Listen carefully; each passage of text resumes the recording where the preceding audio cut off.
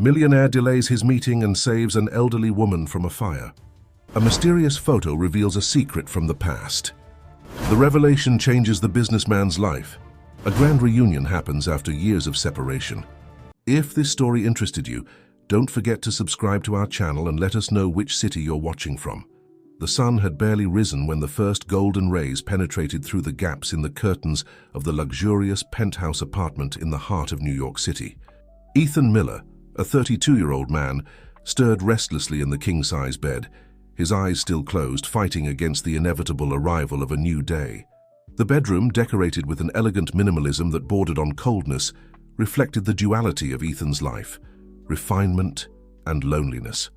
The almost sterile white walls contrasted with the few personal objects scattered around the room: a framed photo of his parents, taken so long ago that it seemed to belong to another life, and a small snow globe, a souvenir from a trip to Switzerland he had taken alone the previous year.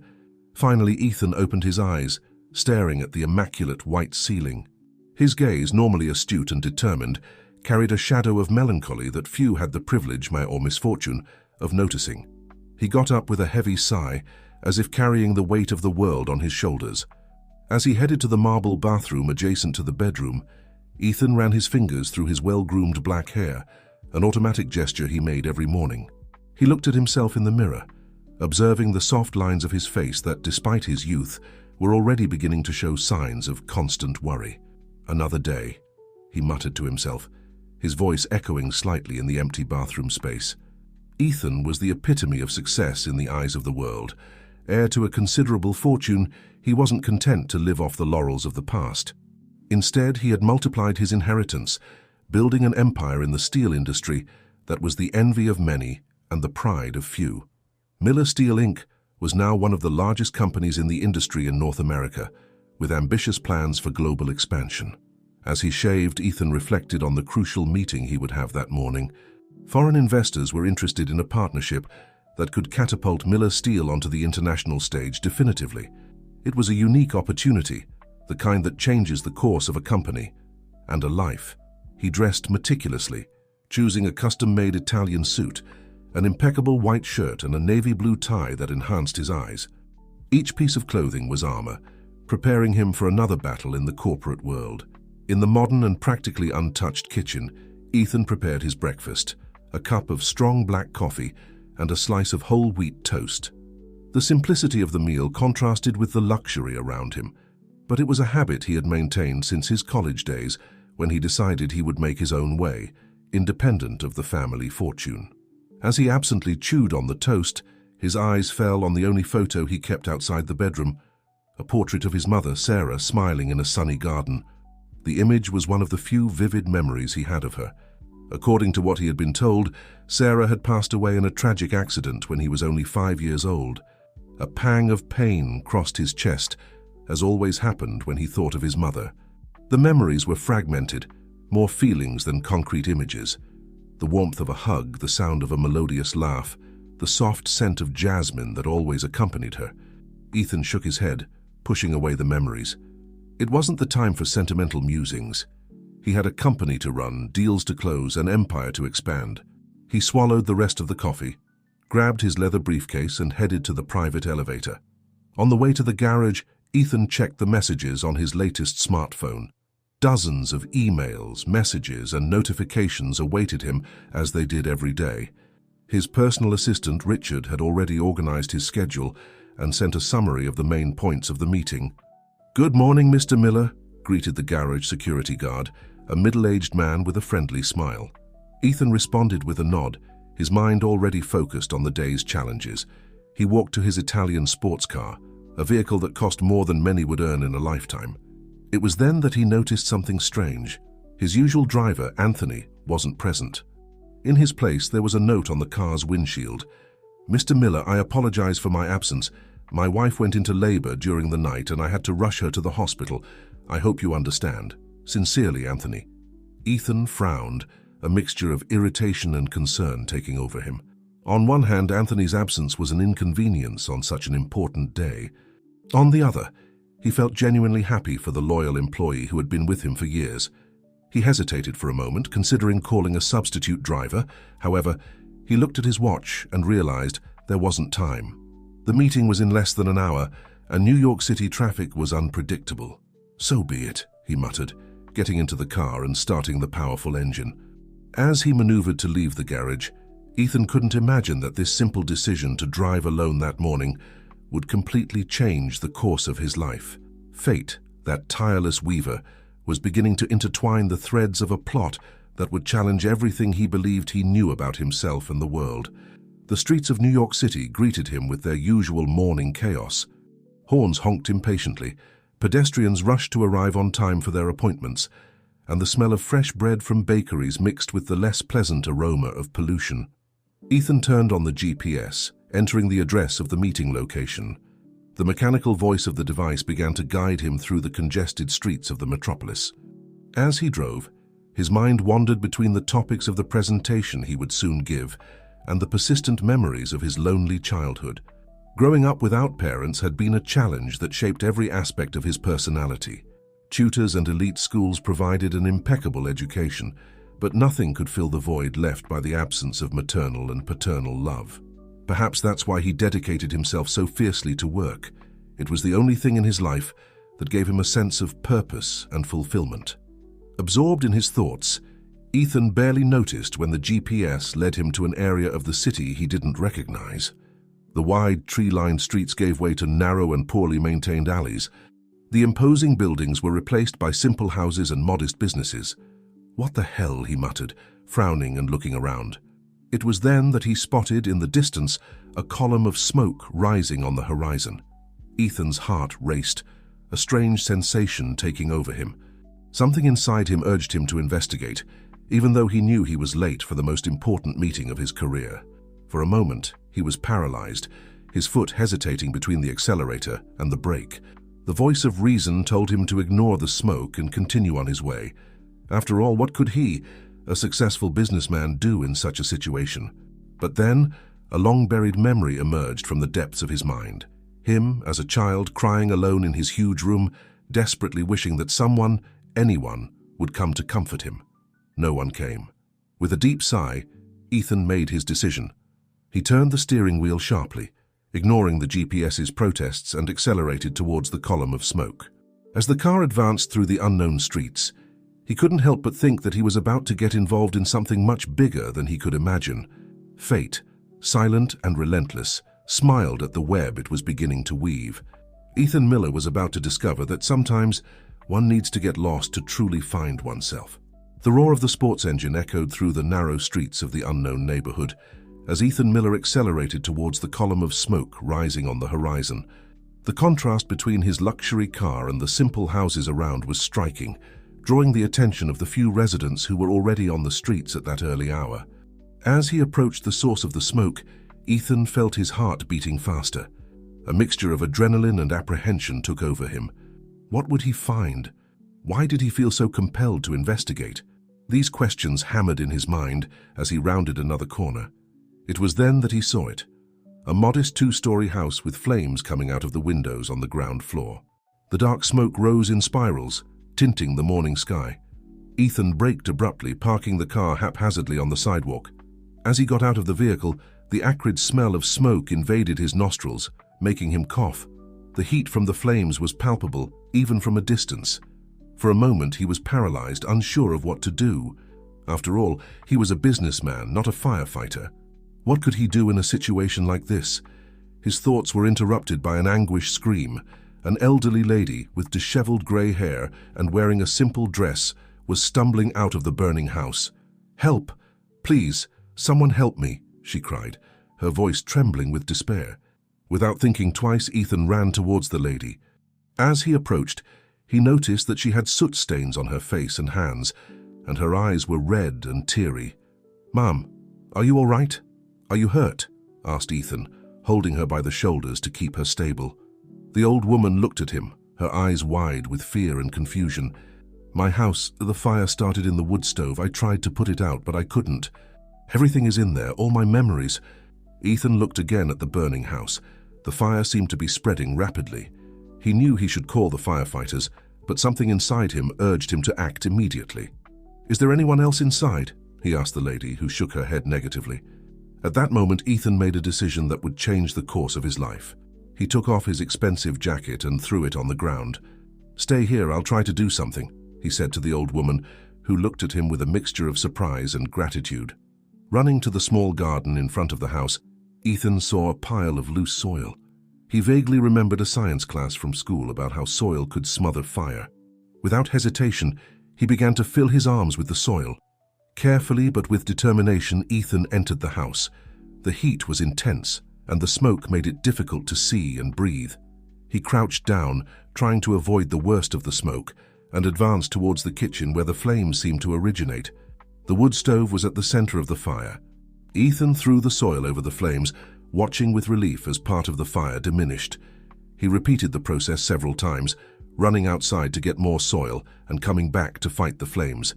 His eyes burned, his throat was dry, and his lungs protested with each breath. But Ethan persisted. With each trip into the house, he felt he was doing something truly important for the first time in his life. After what seemed like an eternity, but was probably only a few minutes, Ethan finally managed to control the flames. The fire was practically extinguished, leaving behind a charred kitchen and a house full of smoke. Exhausted and panting, Ethan stumbled out of the house. His immaculate white shirt was now stained with soot and sweat, his hair disheveled and his face covered in dirt. But his eyes shone with an energy he hadn't felt in a long time. The elderly lady was waiting for him outside, tears of relief streaming down her wrinkled cheeks. "My young man, how can I thank you? You saved my house, my memories." Ethan, still trying to catch his breath, shook his head. "No need to thank me, ma'am. I just did what anyone would do." At that moment, the sound of sirens in the distance announced the late arrival of the firefighters. Ethan looked at his watch and his heart sank. He was late, very late for the meeting. "I need to go," he said hastily to the old woman. "The firefighters are coming, they'll take care of you." Before the lady could respond, Ethan was already running back to his car. He quickly got in, started the engine, and drove off, leaving behind a scene of destruction and hope. As he drove frantically towards the meeting location, Ethan tried to process what had just happened. His thoughts were a whirlwind. Why had he risked everything, his safety, his important meeting, to help a stranger? What would his investors say when they saw him in this state? He looked at himself in the rearview mirror and almost didn't recognize the man staring back at him. His face was dirty, his eyes red, his hair a mess. But there was something different, something he hadn't seen in years, a spark of life in his eyes. Ethan tried to compose himself as best he could during the journey. He used some tissues to clean his face and hands, fixed his hair with his fingers, but there wasn't much he could do about his dirty and charred clothes. When he finally arrived at the building where the meeting was to be held, he was almost an hour late. He parked his car haphazardly and ran to the elevator, ignoring the surprised and confused looks from people in the lobby. In the elevator, he tried to calm his breathing and organize his thoughts. How would he explain his delay and his appearance? How would he convince the investors that he was still the competent and reliable businessman they expected? The elevator doors opened, and Ethan found himself in front of the meeting room. Through the glass walls, he could see the impatient and irritated faces of the investors. His assistant, Richard, was waiting for him outside, a look of panic on his face. "Mr. Miller, what happened? We were all worried," exclaimed Richard, running to meet him. Ethan took a deep breath, straightened his shoulders, and looked his assistant in the eye. "Richard, sometimes life puts us in unexpected situations, but I'm here now, and we're going to make this meeting happen." With that, Ethan opened the doors of the meeting room, ready to face whatever came next. He knew that this was just the beginning of a journey that would change not only his life, but the lives of many around him. As he entered the room, feeling the looks of surprise and judgment upon him, Ethan couldn't help but think of the elderly lady and the house he had just helped save. Something had changed within him, a flame lit that had nothing to do with the fire he had just fought. It was the beginning of something new, something he didn't fully understand yet, but that intrigued and frightened him in equal measure. The meeting that was about to begin would be just the first step in a journey of self-discovery and transformation that Ethan Miller could never have imagined when he woke up that morning. The silence that fell in the meeting room when Ethan entered was almost palpable. The looks of those present oscillated between disbelief and disapproval at his disheveled appearance, and the strong smell of smoke that accompanied him. The young businessman, usually so impeccable, looked like he had come out of a war zone. "Ladies and gentlemen, I apologize for the delay in my appearance," Ethan began, his voice firm despite the nervousness he felt. "I had an unexpected situation on the way, but I'm ready to start our meeting." One of the investors, a middle-aged man in an impeccable suit, cleared his throat before speaking. "Mr. Miller, we expected professionalism from you. This delay and your current condition don't inspire much confidence."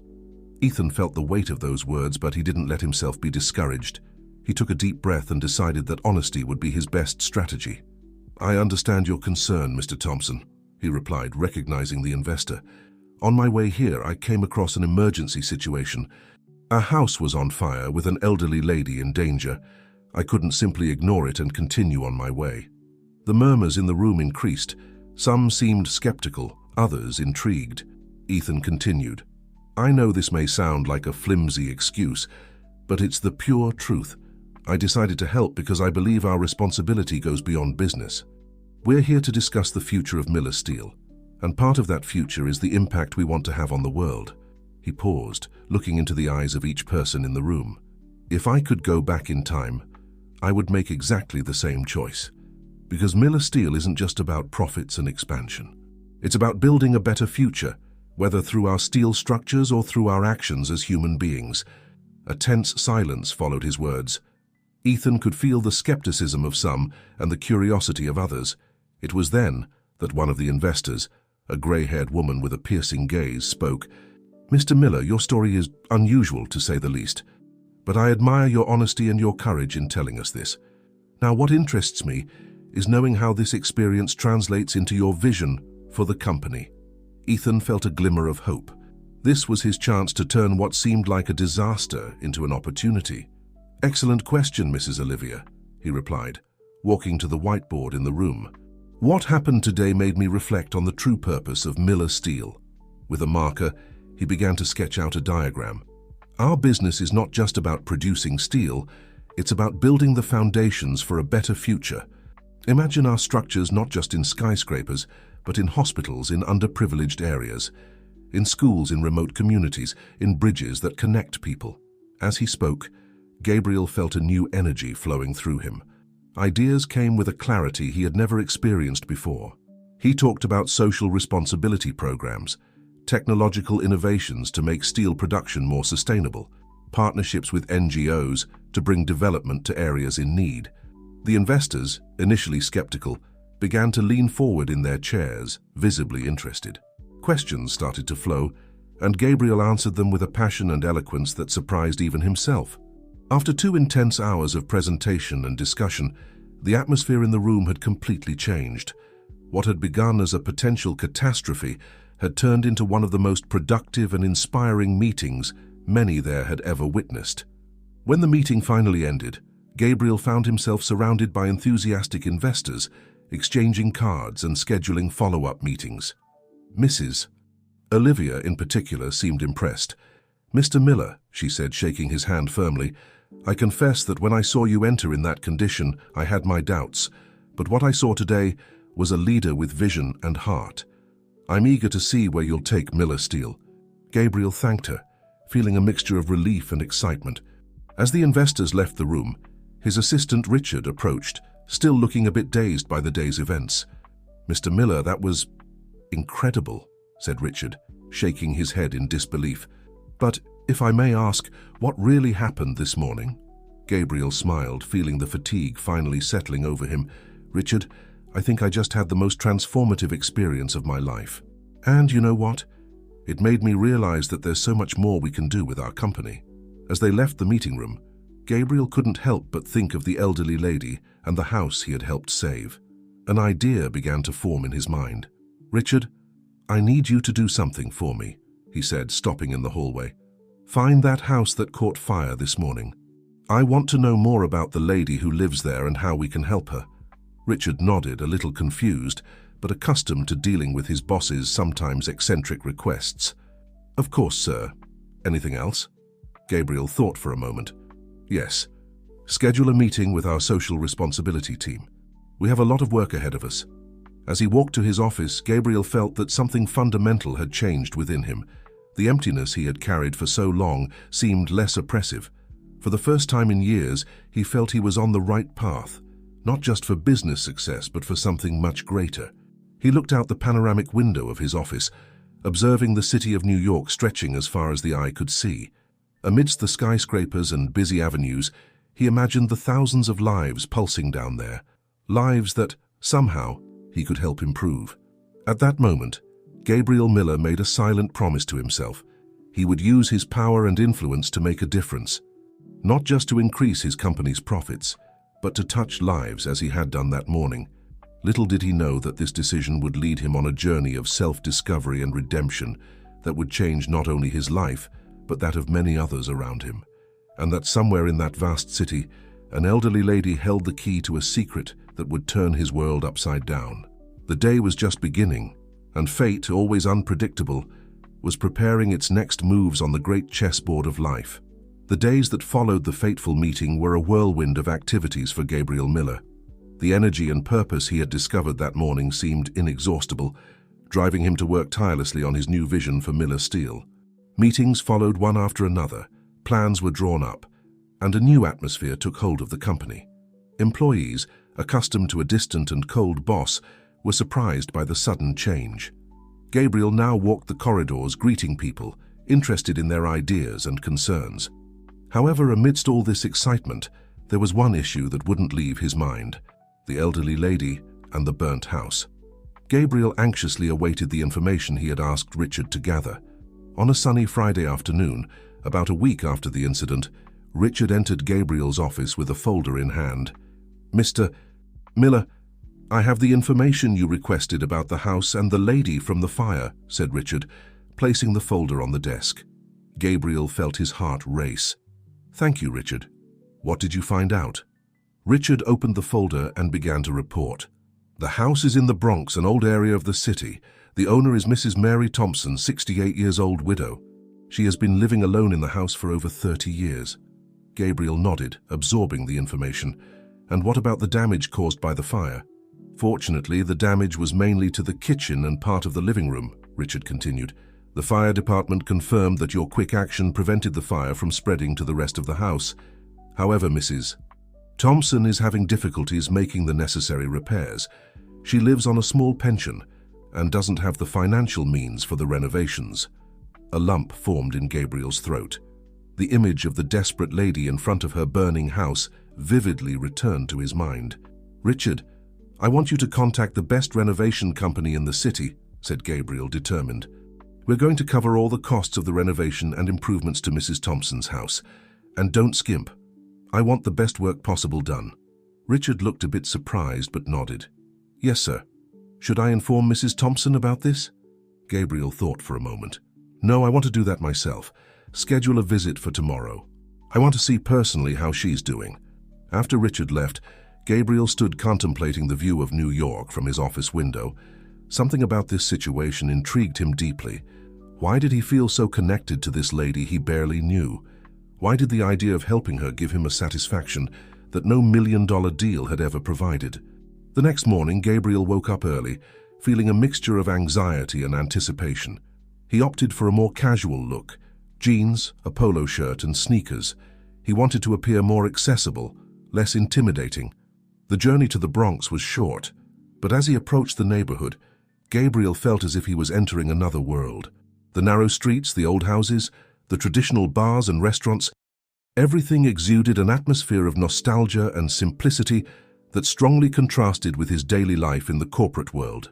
Finally, he arrived at Mrs. Thompson's house. From the outside, the signs of the fire were still visible: dark stains on the facade, broken windows covered with plastic. Gabriel felt a tightness in his chest, seeing the state of the house. With his heart racing, he approached the door and knocked softly. After a few moments, he heard footsteps approaching, and the door opened slowly. There she was, Mrs. Mary Thompson. Her grey hair was tied in a simple bun, and she wore a faded floral dress. Her eyes, a deep brown, widened in recognition. "You're the young man who saved my house," she exclaimed, her voice trembling slightly with emotion.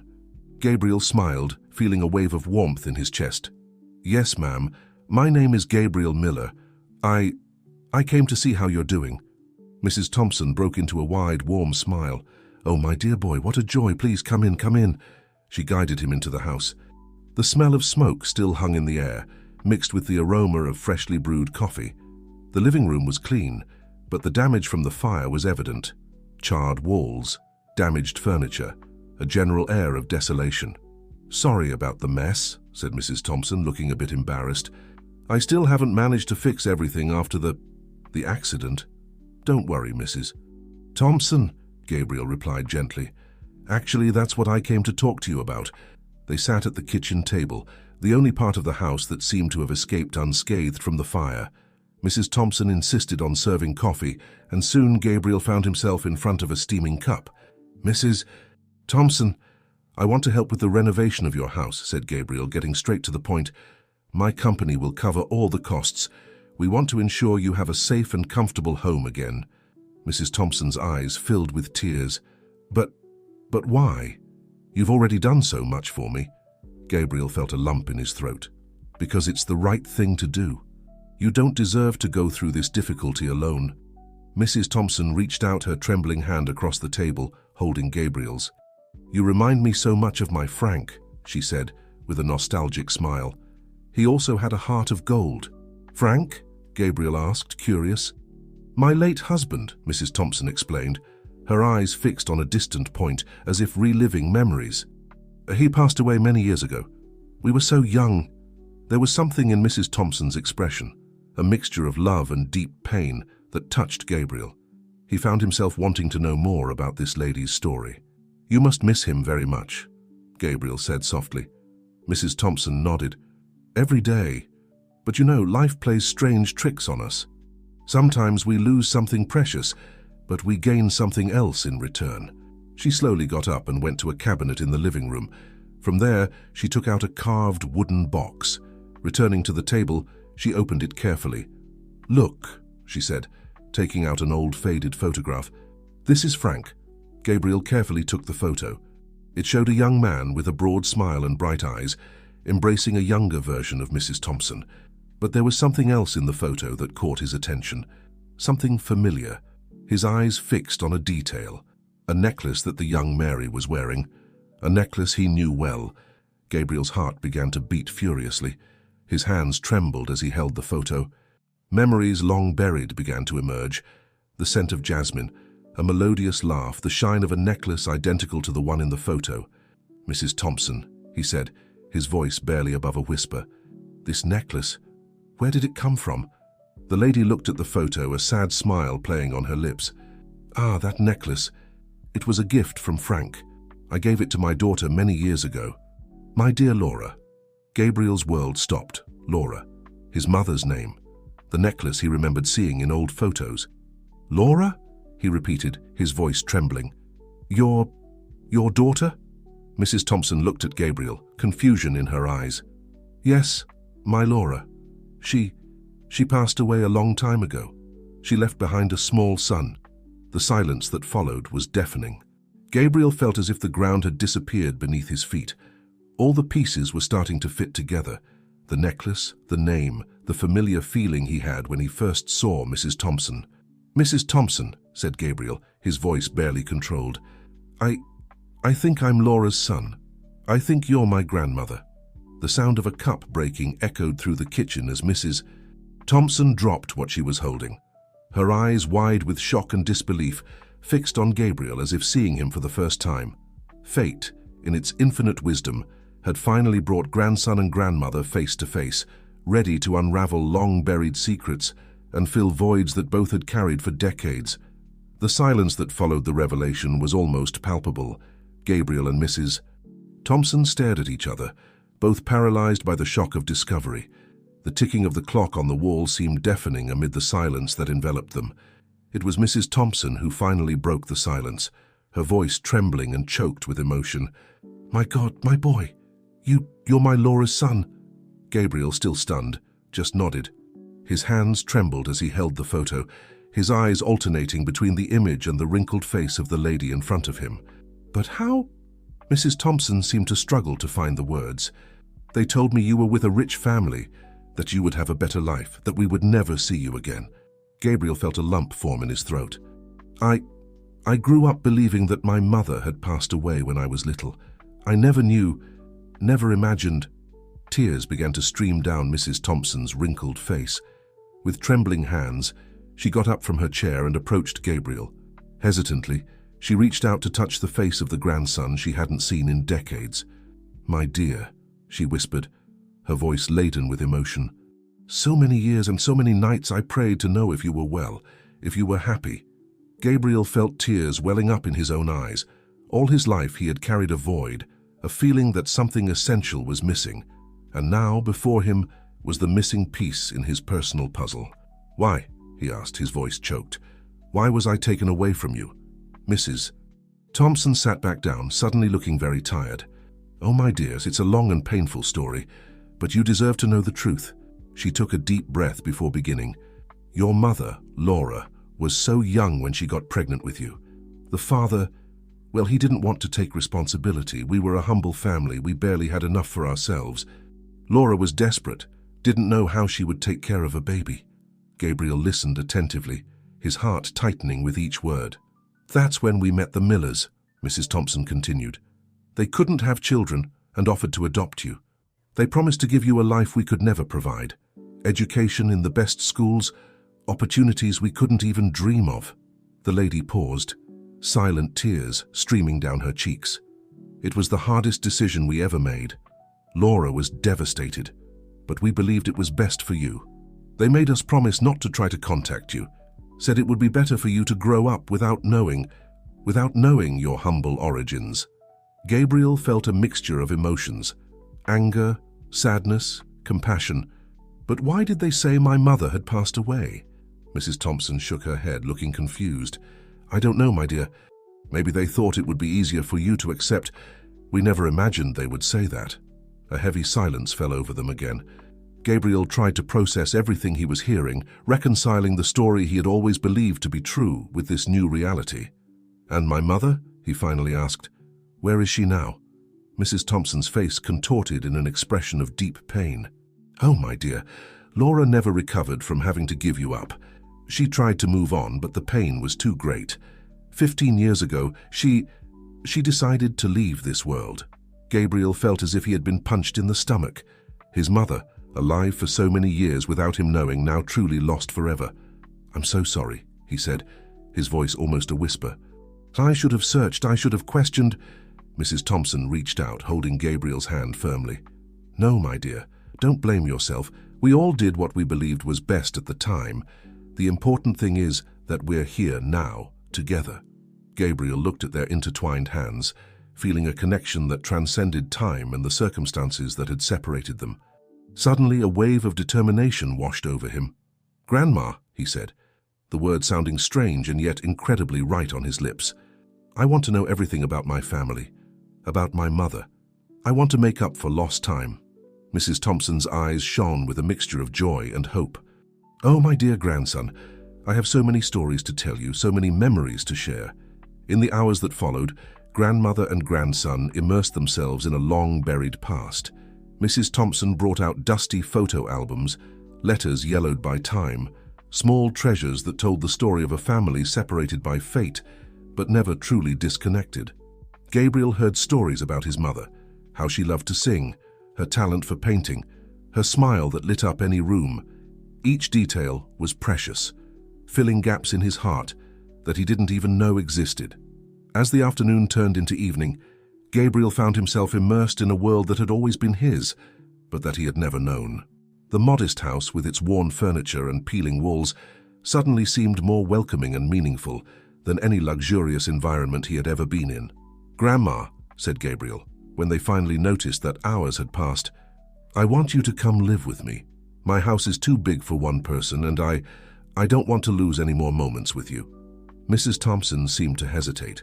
"Oh, my dear, it's a very kind offer, but this house, it holds so many memories. This is where I raised your mother, where she grew up."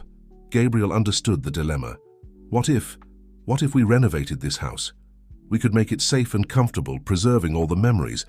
You could stay here and I could visit you every day. We could even... I could spend some days here if you don't mind. Mrs. Thompson's eyes filled with tears again, but this time of joy. That would be wonderful, my dear. Having you around, it's more than I ever dared to dream. In that moment, looking at his newly discovered grandmother, Gabriel felt that something fundamental had changed within him. The emptiness he had carried all his life was beginning to be filled. He now had roots, he had a history, he had a family. As he said goodbye, promising to return the next day, Gabriel knew his life would never be the same. The cold, distant young businessman was giving way to someone more complete, more human. On the way back home, Gabriel made a call to Richard. "Richard, I need you to cancel all my appointments for the next few weeks," he said, his voice firm and determined. "We have a new priority project, renovating a very special house in Bexiga, and prepare for some changes in the company. I think it's time we reviewed our priorities." As he hung up the phone, Gabriel looked out the car window, observing the city lights. São Paulo, the same city he had always known, seemed different now, more alive, more real. And somewhere in that urban vastness, a small house in Bexiga held the most precious treasure he had ever found, his true family. Fate, in its infinite wisdom, had woven an intricate plot uniting past and present, wealth and simplicity, loss and discovery. And Gabriel Miller, once a man defined only by his financial success, now found himself on the threshold of a journey of self-discovery and redemption that promised to transform not only his life, but that of everyone around him. The days that followed Gabriel's discovery were an emotional roller coaster. The young businessman, accustomed to dealing with numbers, graphs, and negotiations, now found himself navigating a sea of feelings he had long suppressed. The news that Gabriel had cancelled all his commitments for weeks caused an uproar at Miller Steel. Rumors began to circulate, from speculations about health problems to conspiracy theories about a possible sale of the company. Richard, Gabriel's faithful squire, did his best to calm the mood, but even he was intrigued by his boss's sudden change in behavior. Meanwhile, in the small two-story house in Bexiga, a transformation was underway. Gabriel had hired the best renovation team in the city, with specific instructions to preserve the essence and memories of the house while making it safe and comfortable. Mrs. Thompson, as Gabriel affectionately began to call his grandmother, watched everything with a mixture of gratitude and nostalgia. Each repainted wall, each restored piece of furniture seemed to tell a different story. "You know, my dear," she said to Gabriel one afternoon as they watched the workers, "this house has seen so many things. This is where your mother took her first steps, where she dreamed of a bright future." Gabriel absorbed every word, every story, like a thirsty man in the desert. He spent hours listening to Mrs. Thompson talk about Laura, his mother, trying to build in his mind the image of a woman he never really got to know. One day, as the workers took a break for lunch, Gabriel found Mrs. Thompson in Laura's old room, now being carefully restored. "Grandma," he said, the words still sounding strange on his lips, "what was my mother like? I mean, really like?" Mrs. Thompson smiled, her eyes shining with memories. "Oh, my dear, your mother was like a ray of sunshine, always smiling, always singing. She had a beautiful voice, you know. Sometimes, when the neighborhood was quiet at night, we could hear her humming in her room." She paused, running her hand affectionately over an old dresser. "Laura was too talented to be stuck here. She dreamed of being an artist, of seeing the world. But then," her voice faltered and Gabriel felt a tightness in his chest. "Then I happened," he completed softly. Mrs. Thompson turned quickly, holding Gabriel's hands. "No, my dear, don't think like that. You were the greatest joy of her life. Even after we decided on adoption, she never stopped loving you, never stopped thinking about you." Gabriel felt tears forming in his eyes. "I wish I had known her. Wished I had had the chance to tell her I loved her too." Mrs. Thompson hugged him, an embrace that carried decades of repressed love. "She knew, my dear. I'm sure that wherever she is, she knows." In the days that followed, as the renovation progressed, Gabriel and Mrs. Thompson immersed themselves in a process of mutual rediscovery. He learned about his roots, about his family's history, about the struggles and dreams that preceded him. One afternoon, while helping to organize some old belongings, Gabriel found a dusty box at the bottom of a closet. Inside there were dozens of letters, all addressed to him, but never sent. With trembling hands, he opened the first one. "My dear son, today you turn 1-year-old. Somewhere, far from here, you are taking your first steps, saying your first words. How I wish I were there to see, to hear, to hug you. I hope that one day you will understand that love sometimes means letting go, that you know that every day away from you is an agony, but that the hope that you have a better life is what keeps me going, with all the love in the world, Mom." Gabriel couldn't hold back the tears. Letter after letter, he read about the unconditional love of a mother who never stopped thinking about him, worrying about him, loving him from afar. Mrs. Thompson found him like that, crying silently over the scattered letters. Without saying a word, she sat down beside him, putting her arm around his shoulders. "She never stopped writing," Mrs. Thompson said softly. "Even when years passed and we had no news of you, she kept writing. She said that one day, somehow, you would read those letters." Gabriel looked at his grandmother, his eyes red and swollen. "Why did you never try to find me?" Mrs. Thompson sighed deeply. "Oh, my dear, we tried. In the first few years, Laura would go to the miller's house almost every day. But they had moved. No one knew where. We even hired a detective, but nothing. It was as if you had disappeared." The revelation hit Gabriel like lightning. All his life, he had believed himself to be a lonely orphan, when in fact he was deeply loved, desperately sought after. At that moment, something changed inside Gabriel. The emptiness he had always carried began to fill not only with the newly discovered love of his grandmother, but with the timeless love of a mother who had never forgotten him. "Grandma," he said finally, his voice choked but firm, I don't know how to deal with all this right now, but I know one thing. You are my family. You and my mother. What happened in the past, the choices that were made, don't change the love I feel now." Mrs. Thompson hugged him, her own tears mingling with his. "Oh, my dear boy, you have your mother's heart, you know, so full of love and forgiveness." As the sun set outside, casting golden shadows through the bedroom window, grandmother and grandson remained embraced. The past, with all its secrets and pains, was finally coming to light, but with it came the chance for healing, for understanding, for a new beginning. Gabriel knew that the days to come would be difficult.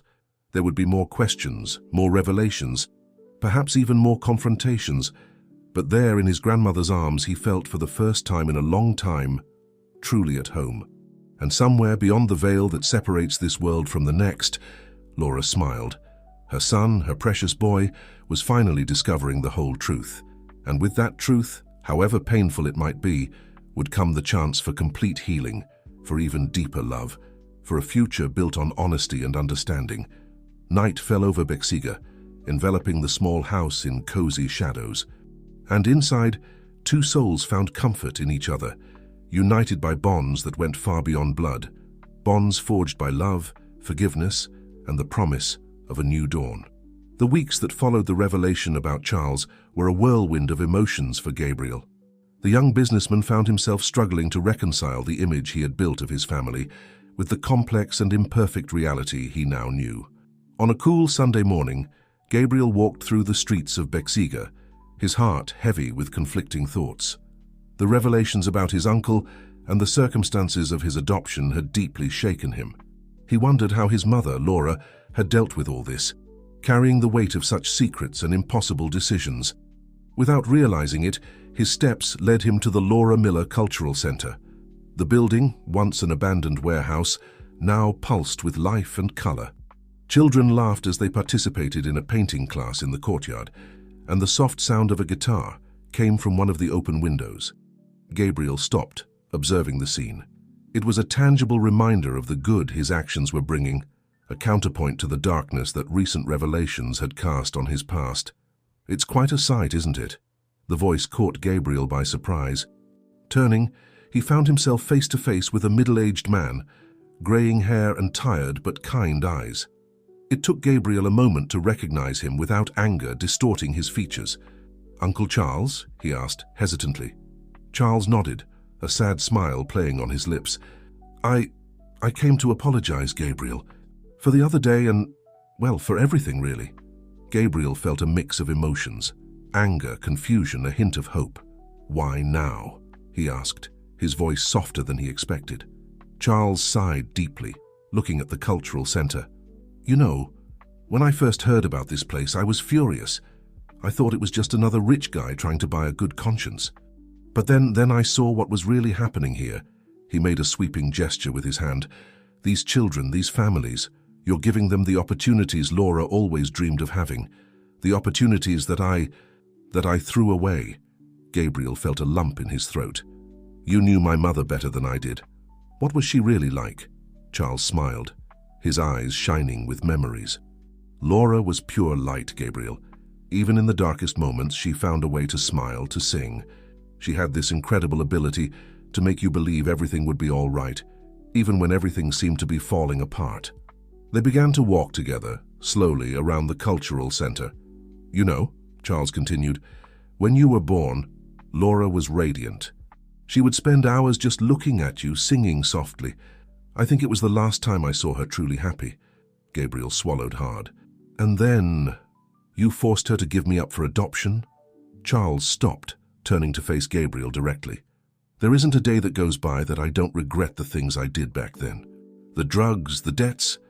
I was sinking and I was dragging the whole family down with me. When the Millers showed up with the adoption offer, I saw a way out. A chance to save you, at least. But threatening to sell a baby. Gabriel could barely pronounce the words. I was out of my mind, Charles admitted, shame evident in his voice. I'm not trying to justify myself, Gabriel. What I did was unforgivable. But I want you to know Laura fought. She fought tooth and nail to keep you. In the end, it was she who made the final decision, thinking only of what would be best for you. Silent tears ran down Gabriel's face. Years of unanswered questions of an inexplicable emptiness finally found some kind of resolution. What happened after? He asked. Charles took a deep breath. Laura never fully recovered. She tried to move on, even got married a few years later, but the pain of losing you was always there. As for me, well, I spent years in and out of rehab clinics. It was only after Laura, after she passed, that I finally managed to get clean for good. They reached a bench in front of the cultural center and sat down. The sound of children's laughter and soft music created an almost surreal atmosphere for such a heavy conversation.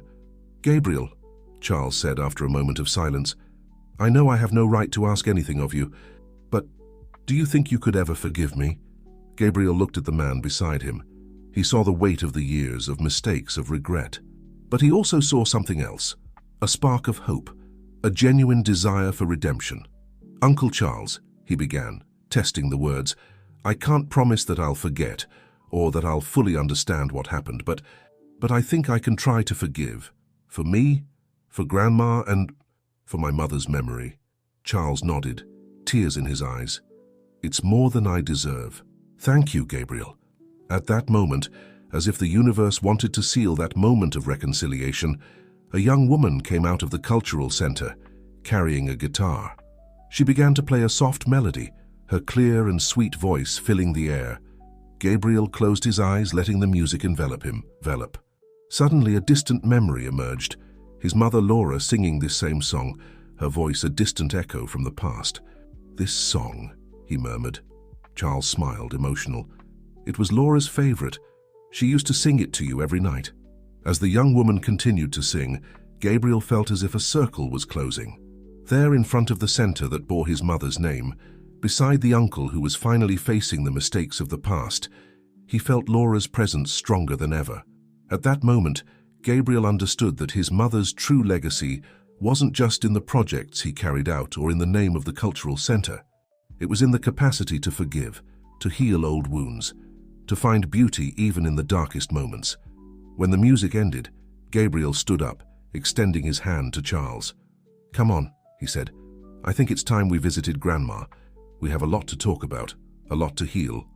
Charles took the offered hand, standing up with a mixture of surprise and gratitude. Together, uncle and nephew began to walk towards Mrs. Thompson's house, leaving behind the cultural center that symbolized both the past and the future. And as they walked, Gabriel felt as if an enormous weight had been lifted from his shoulders. The path ahead would still be long and at times difficult. There would be more painful conversations, more truths to be confronted. But now, for the first time, he felt truly complete. Laura's legacy lived not only in projects and good deeds, but in love, forgiveness, and the ability to start anew. And Gabriel was determined to honor that legacy, not just through his work, but through every choice, every gesture of compassion, every step towards healing and reconciliation. As the afternoon sun bathed the streets of Bexiga in a golden glow, Gabriel and Charles walked side by side, two men united not only by blood, but by a shared history of loss, regret, and finally, hope. The future, with all its possibilities, awaited. The months that followed the reconciliation with Charles were a period of profound transformation for Gabriel. The young businessman, who once felt divided between two worlds, was now beginning to find a balance between his corporate life and his newly discovered roots. On a sunny spring morning, Gabriel was in his office at Miller Steel, reviewing the latest reports from the Laura Miller Foundation. The cultural center in Bexiga had become a true success, inspiring similar projects in other neighborhoods of the city. But as he read about the positive impact they were having, Gabriel couldn't help but think about how to expand their reach even further. A soft knock on the door interrupted his thoughts. It was Richard, his faithful assistant, with a worried expression on his face. "Mr. Miller," he began hesitantly, "there's something I need to discuss with you." Gabriel gestured for him to enter. "What is it, Richard? It seems serious." Richard sat down, visibly nervous. "Sir, it's about the new social housing project we were planning. Some investors are reluctant. They think we're straying too far from our core business." Gabriel frowned. He knew his new approach didn't please everyone, but he didn't expect such direct resistance. "Who are these investors, Richard?" he asked. "The main one is Mr. Almeida, sir. He's threatening to withdraw his support if we continue in this direction." Gabriel sighed. Rodrigo Almeida was one of Miller Steel's oldest and most influential investors. Losing his support could be a significant blow. "I see," said Gabriel, getting up and walking to the window. Outside, the city pulsed with life.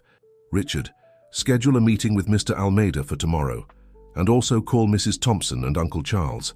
I think it's time we showed them the true impact of what we're doing." Richard looked surprised. "Your grandmother and your uncle, sir? Are you sure?" Gabriel smiled. "Absolutely. If we want them to understand our vision, we need to show them where it comes from." The next day, the meeting room at Miller Steel was in an uproar. On one side, Rodrigo Almeida and other investors, all in impeccable suits and skeptical expressions. On the other, Mrs. Thompson in her simple but elegant dress, and Charles, visibly uncomfortable in his borrowed suit. Gabriel entered, emanating a confidence that surprised even himself. "Ladies and gentlemen, thank you all for being here. Today, we're not just going to talk about numbers and projections. We're going to talk about people, about transformed lives, about a legacy that goes far beyond steel and concrete." He gestured to Mrs. Thompson and Charles. "Allow me to introduce my grandmother, Mrs. Thompson, and my uncle, Charles.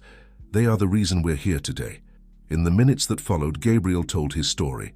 Not the polished version that the media knew, but the raw and emotional truth. He spoke about growing up feeling incomplete, about discovering his origins, about his mother's sacrifice. "What we're doing with the Laura Miller Foundation," he continued, his voice laden with emotion, "isn't just philanthropy.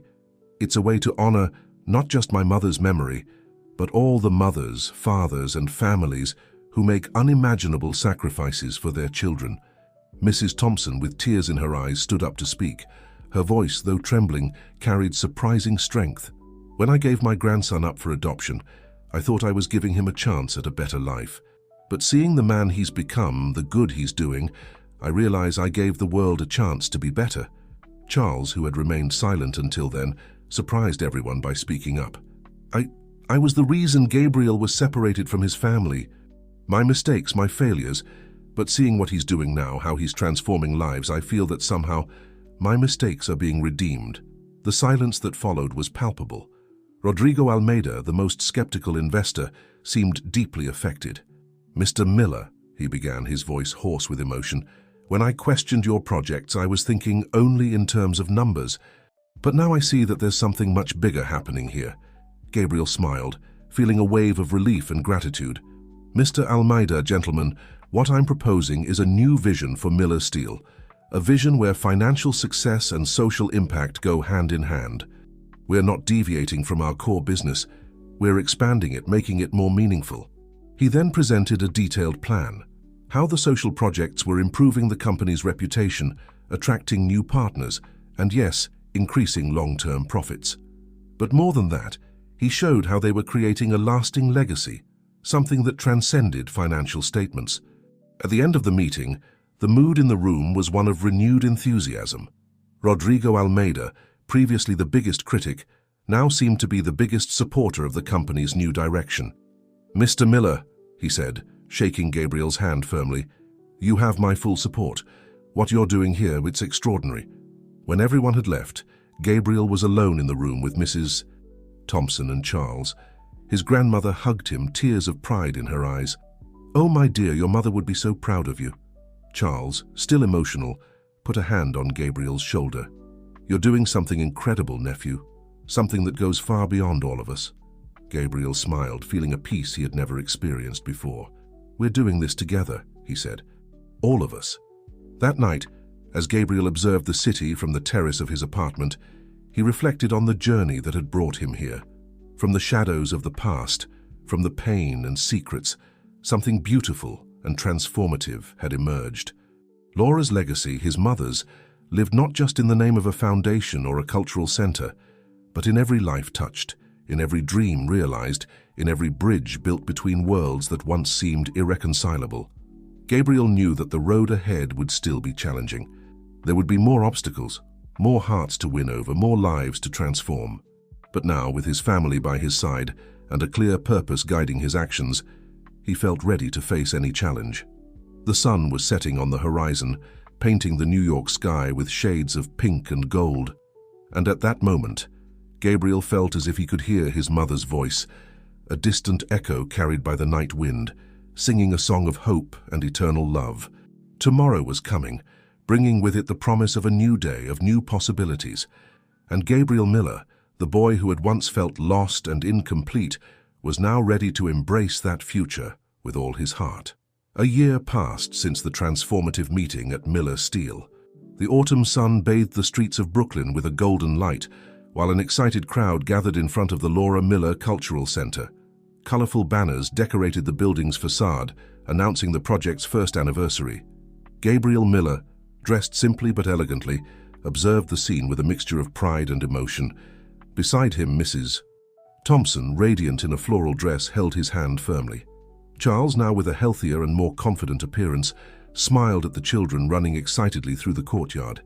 "It's time, my dear," Mrs. Thompson said softly. Gabriel nodded, taking a deep breath before climbing onto the small stage set up for the occasion. The crowd's murmur diminished as he approached the microphone.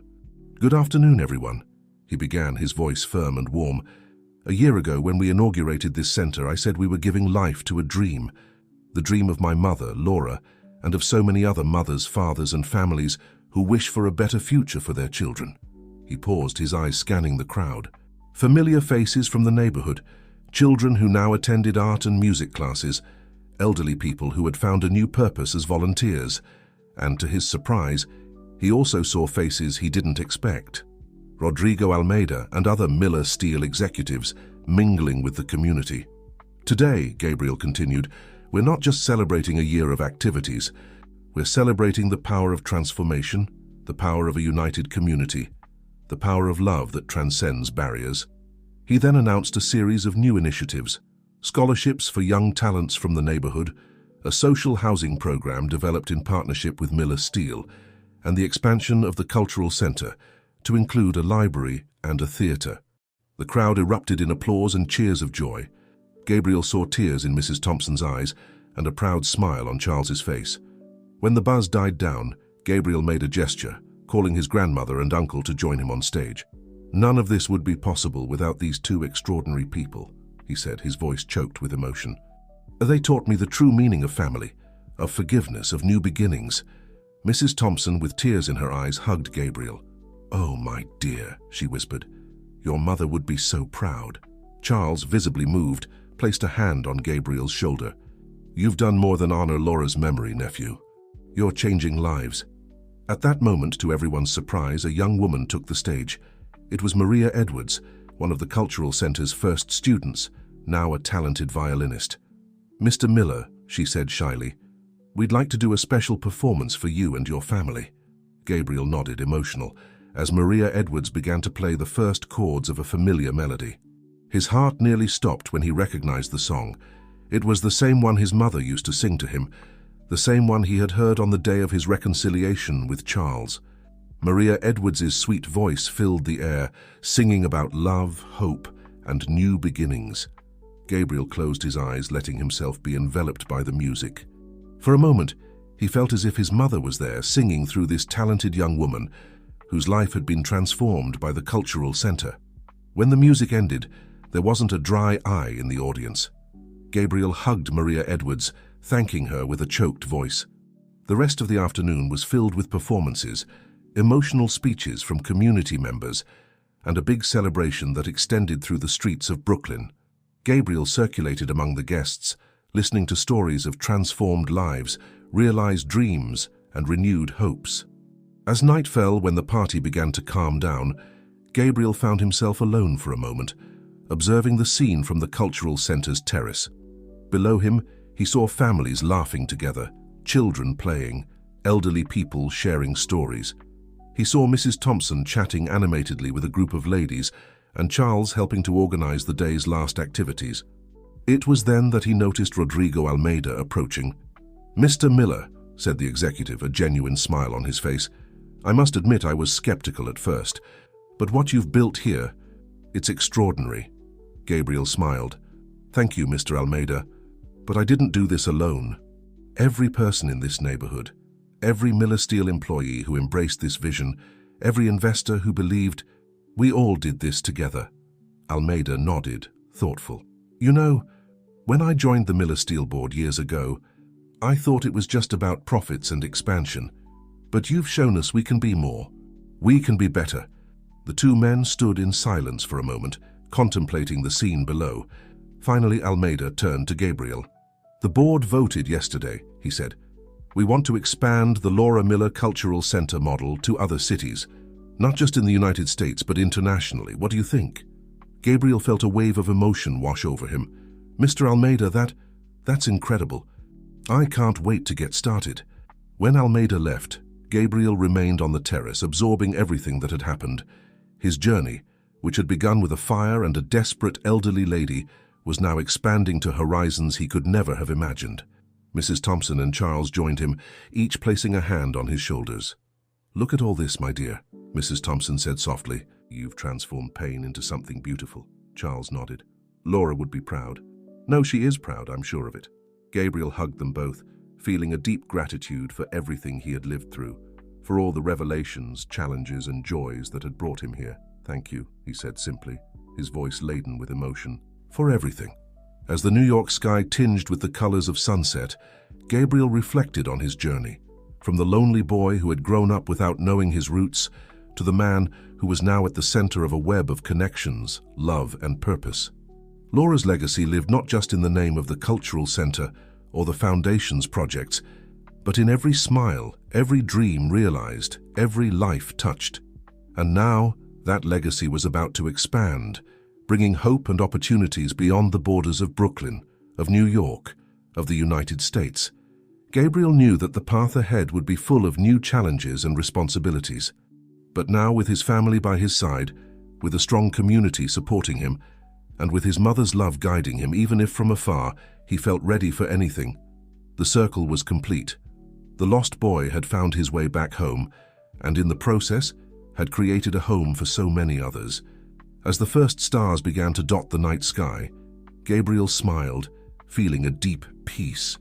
The future opened up before him, full of possibilities, and he was eager to see where this new journey would take him. And somewhere, beyond the stars, Laura smiled, her eternal love embracing her son, her family, and all those whose lives had been touched by her legacy.